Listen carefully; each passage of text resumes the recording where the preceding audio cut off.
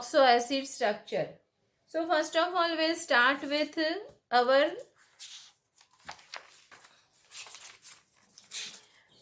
parent acid.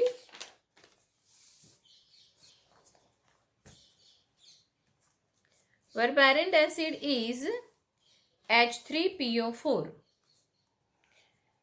अब यहाँ important point आपके पास में ये है कि जो भी हमारा फॉस्फोरस है वो 15 ग्रुप का एलिमेंट है. सो 15 ग्रुप का एलिमेंट है, उसका मतलब ये हुआ कि यहाँ पर एक OH बॉन्ड होगा ही होगा और एक जो है वो डबल बॉन्ड होगा ऑक्सीजन के साथ में. सो any of the structure you have to draw, first of all you have to draw one OH bond with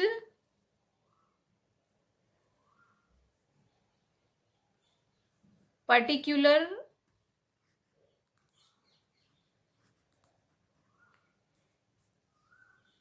element.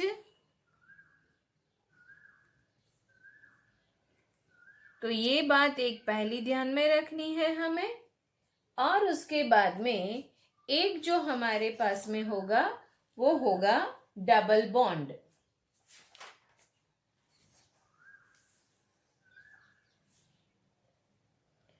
अब हम बात करते हैं H3PO4 की, जो हमारा पेरेंट एसिड है. H3PO4 सेंट्रल एटम क्या रहेगा students? P. So here will get P. सबसे पहले मैंने बताया कि एक होगा हमारा double bond O. Double bond O. तो सबसे पहले फॉस्फोरस के साथ में मुझे एक डबल बॉन्ड O बना देना है. बॉन्ड रहेगा OH बॉन्ड. अब आपको पता है स्टूडेंट्स कि फॉस्फोरस के पास में कितने वैलेंस इलेक्ट्रॉन है? फॉस्फोरस के पास में 5 वैलेंस इलेक्ट्रॉन है. आप में 4 ऑक्सीजन में से 2 ऑक्सीजन यहाँ पर यूटिलाइज कर दिए. Still you are with 2 oxygen.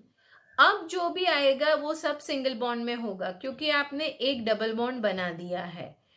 Out of 5 valency of phosphorus, you have utilized the 3 valence electron. Still 3 are remaining. तो अब यहाँ पर आपके 2 are remaining. Sorry students, 3 utilize किया है तो 2 बाकी है. तो एक हम यहाँ पर ड्रॉ करेंगे और एक यहाँ ड्रॉ करेंगे. 2 ऑक्सीजन बाकी है तो हर एक के ऊपर हम एक एक ऑक्सीजन पहले लगा देते हैं.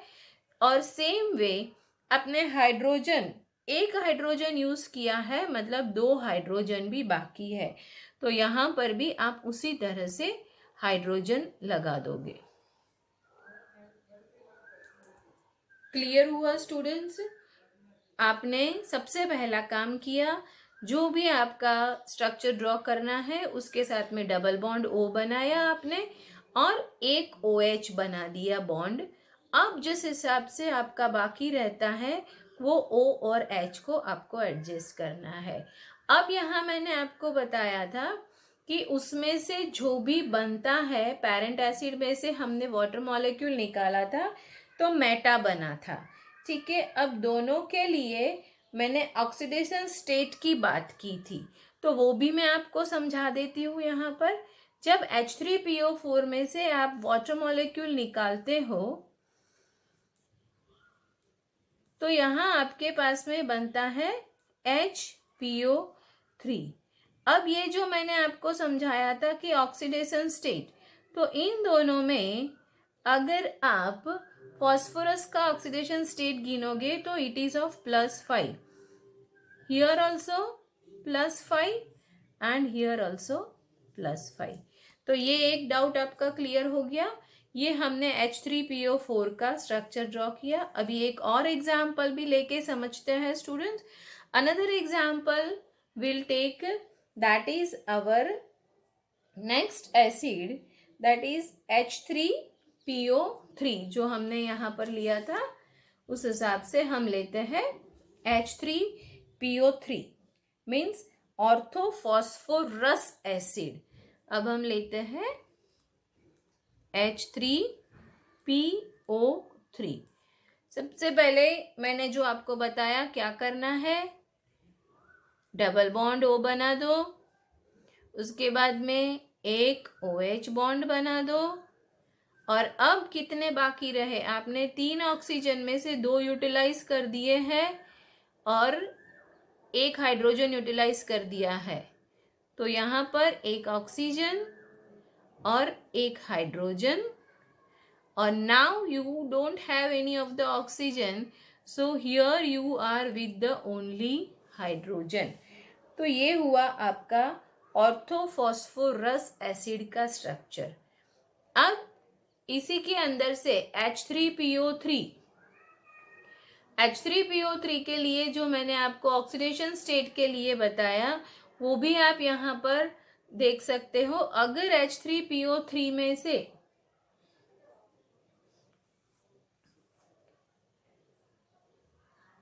ऑक्सीजन को हम रिमूव करते हैं, माइनस ऑक्सीजन करते हैं, तो आपको मिलता है H3PO2। H3PO2 यहाँ आपको मिला है, और उसमें ऑक्सीडेशन स्टेट अगर आप दोनों में देखोगे तो वहां पर आपका ऑक्सीडेशन स्टेट रहेगा +1, और सेम वे यहाँ भी आपको मिलेगा +1। तो ये बात आपको ध्यान में रखनी है कि ऑक्सीडेशन स्टेट जो है वो हमेशा सेम होता है। Student, is it require any one more example or you are going to do it by your own? ठीक है, चलो एक और एग्जाम्पल भी ले देखते हैं। हाइपो का एग्जाम्पल लेते हैं। ठीक है स्टूडेंट्स, हाइपो का हमने लिया था H3PO2। वेरी गुड, लास्ट जो हमने लिया है हाइपो, है ना, ये हमारा है H3PO2 हाइपो। तो हाइपो का एग्जाम्पल ड्रॉ करते हैं हम H3PO2। अब H3PO2 जो यहाँ हमने लिया है, सेम आपके पास में P डबल बॉन्ड O, इसके बाद में एक रहेगा OH बॉन्ड, और उसके बाद में अब जो बाकी रहे हैं आपके वो हाइड्रोजन, तो आप यहाँ पर हाइड्रोजन को ऐड कर दोगे। तो ये हो गया आपका स्ट्रक्चर।